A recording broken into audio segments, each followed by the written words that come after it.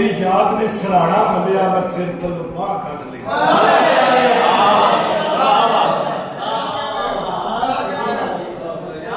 बोलियां दे शहनशाह जिहड़े ने ना जी राय मोहम्मद खान नासिर वो लिखते नहीं जी कि धी एक बारी रो के ते डिठा दूई बारी प्यो कोई ना। धी एक बारी रो के ते डिठा दूई बारी प्यो कोई ना। क्योंकि ये धरती जिहड़ी है जी ये इस धरती नाल ही तलक रखने वाली एक शख्सियत उन्होंने दो चार शेर जनाब की खिदमत पेश करांगा। सैयद अंबर बुखारी जी पाकपतन शरीफ तो सैयद अंबर बुखारी लिखते नहीं जी कि मेरे उजड़न ते वैण पावे ते पा के हिस्से की चीख मारे। मेरे उजड़न ते वैण पावे ते पा के हिस्से की चीख मारे। ओनू आखो भाई आ पावे ते आके हिस्से की चीख मारे। ते कोई ते होवे जो सेरे बन्ने ते ढोल वजन तू झट को पहला मौला कासिम दा सेरा पावे ते गा के हिस्से की चीख मारे। ते कुछ जमीनां दे कर्ज होंदे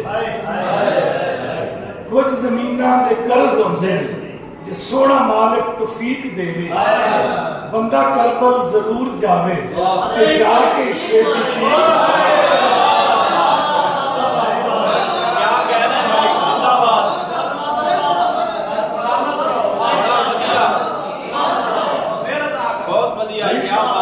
कुछ जमीनां दे कर्ज होते हैं जे सोना मालिक तौफीक देवे बंदा करबल जरूर जावे ते जाके हिस्से की चीख मारे।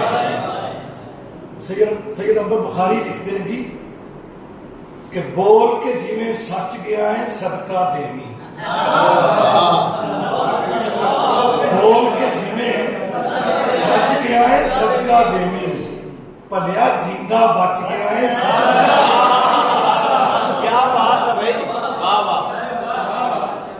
बोल के जिवें सच गया है सदका देवी भलिया जिंदा बच गया है सदका देवी। ते असी ते अख नाल शहर उजाड़ के टुर जाने असी ते अख नाल शहर उजाड़ के टुर जाने तू अखां नूं जच गया है सदका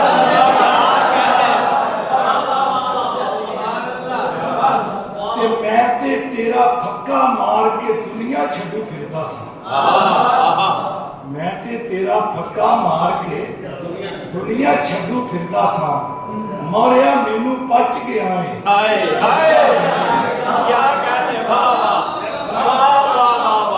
मैं ते तेरा फक्का मार के दुनिया छड्डू फिरदा सा मौरिया मैनू पच गया है सदका देवी। बुल्ला से ना सच्चा से बस बेली से। बुल्ला से ना सच्चा से बस बेली से तां बूए ते नच गया है। बोल के जिवें सच गया है सदका देवी भलिया जिंदा बच गया है सदका देवी। जनाब सदर की इजाजत नाल टाइम 2 मिनट है जी ते पंजाबी दा बादशाह जी इरशाद संधू। क्या कहने भाई इरशाद संधू। इजरत दी औकड़ा होण वसेब दी गल होवे। क्या बात है। जिहड़ी सोच दी लोड़ सी सानू ओदा काल है चाचा। जिहड़ी सोच दी लोड़ सी सानू ओदा काल है चाचा तां ते साडा डंगरां तों भी भैड़ा हाल है चाचा। ते मैनू तू ये सोच के दस खां अपने देश के अंदर बेवसियां ते बेहिसियां नूं कितना साल है चाचा। ते मैनू चुप करा देंदे ने ओनू कुछ नहीं कहिंदे। मैनू चुप करा देंदे ने ओनू कुछ नहीं कहिंदे। ओ तगड़े दा पुत्तर भी ते कल दा बाल है चाचा।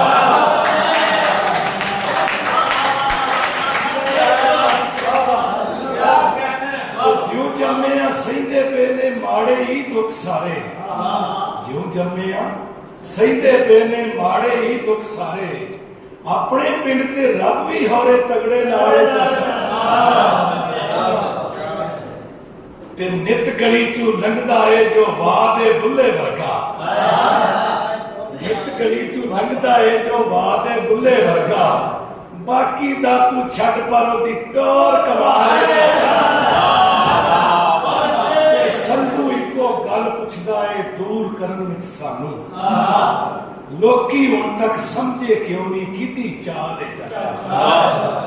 ਆਖਰੀ ਸ਼ੇਰ ਤੇ ਮੈਂ ਦੱਸ ਚਾਹੁੰਦਾ ਜੀ ਕਿ ਹੱਸਦਾ ਵਸਦਾ ਕੱਚਾ ਵਿਹੜਾ ਰਾਠਾਂ ਨੂੰ ਨਹੀਂ ਪੁੱਜਦਾ, ਹੱਸਦਾ ਵਸਦਾ ਕੱਚਾ ਵਿਹੜਾ ਰਾਠਾਂ ਨੂੰ ਨਹੀਂ ਪੁੱਜਦਾ, ਮਾੜੇ ਘਰ ਦਾ ਰੇੜਿਆ ਰੇੜਾ ਰਾਠਾਂ ਨੂੰ ਨਹੀਂ ਪੁੱਜਦਾ।